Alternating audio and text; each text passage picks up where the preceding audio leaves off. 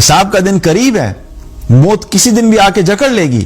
لیکن کوئی اپنی جاب میں مصروف ہے, کوئی اپنے بزنس میں مصروف ہے, کوئی اپنی لکس بنانے میں مصروف ہے, کوئی اپنی ریئل اسٹیٹ بڑھانے میں مصروف ہے, کوئی اپنے امیگریشنز کے چکروں میں پڑے ہوئے ہیں, اچھے سے اچھے ملکوں میں چلے جائیں, اچھے سے اچھے جگہوں پہ شادیاں ہو جائیں, اچھے سٹینڈرڈ کے گھروں میں رہیں, گاڑی میری اچھی ہونی چاہیے, برانڈز میں نے پہننے ہیں, کپڑے میرے اچھے ہونے چاہیے, اور سارا وقت اسی میں ہم نے لگایا ہوا ہے. جبکہ اللہ تعالیٰ کیا کہہ رہے ہیں کہ تمہارے تو حساب کا وقت قریب ہے. تم جب مرو گے تو یہ سارے پلاٹ جو تم بناتے رہے ساتھ لے کے جاؤ گے. تمہاری جو برانڈ نیو BMW تھی یا تمہارے پاس جو لیمبورگینی تھی وہ ساتھ لے کے جاؤ گے.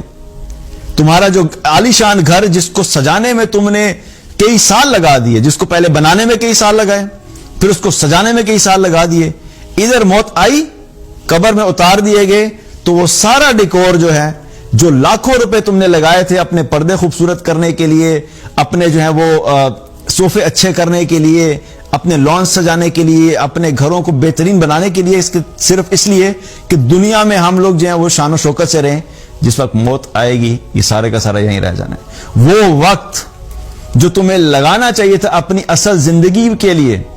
جہاں پہ تم نے ہمیشہ کے لیے رہنا تھا, جہاں پہ تمہیں یہ ساری آسائشیں اس سے کئی زیادہ بہتر طریقے سے مل جاتی, لیکن اس کو تم نے اپنے اس قیمتی وقت کو دنیا بنانے میں لگا دیا, دنیا کی شان و شوکت حاصل کرنے میں لگا دیا, دنیا ہی بہترین کرنے میں لگا دیا, اور آخرت سے تم غافل ہو.